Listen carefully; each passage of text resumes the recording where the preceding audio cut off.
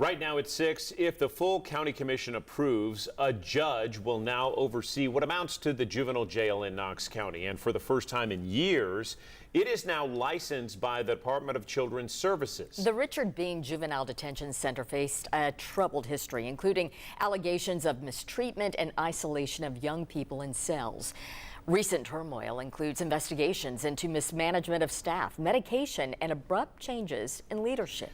But an oversight board voted to usher in a new leadership model. 10 News reporter Ellis Roll joins us to explain the change at a detention center housing a couple of dozen young people on any given day. Ellis? Yeah, John Robin, the big news of the day came just minutes into the board meeting this afternoon when leaders found out the center was officially licensed and approved by the Department of Children's Services. It hasn't been licensed in 3 years. County leaders say it's just another step in getting the facility back on track.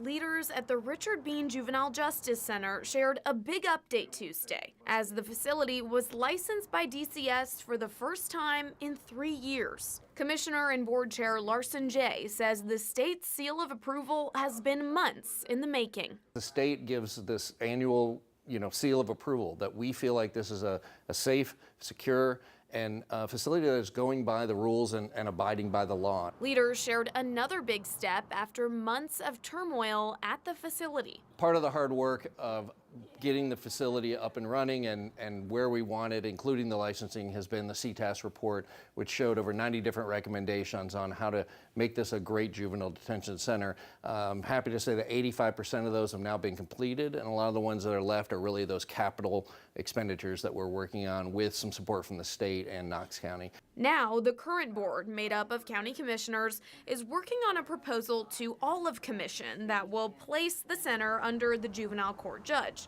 Right now, that's Tim Irwin.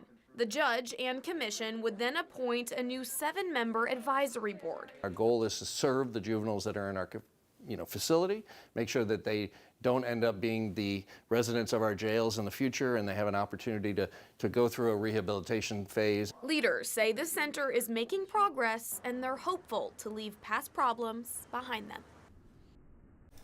Now, this is just the latest update at the Richard Bean Center. We have reported on the troubled facility, like we mentioned, and how leaders are trying to fix it for months. John Robin. Ellis Roll, we indeed have. Again, we've reported on this plan, and the board, it proposed last month. If commission approves it, the juvenile court judge, as Ellis reported, will oversee that center alongside a 7-member board made up of several leaders, including experts and citizens. Now, the goal is, leaders say, for history not to repeat itself. Now, a whistleblower investigation last year found decades of mismanagement at the hands of longtime Superintendent Richard Bean. He announced his retirement and stepped down last fall. His replacement, Brian Bivens, abruptly resigned after just a few months. Right now on our website, you can see our previous coverage of the troubled juvenile detention center. Just scan that QR code on your screen. It will take you to the latest investigative piece on finance records in the county.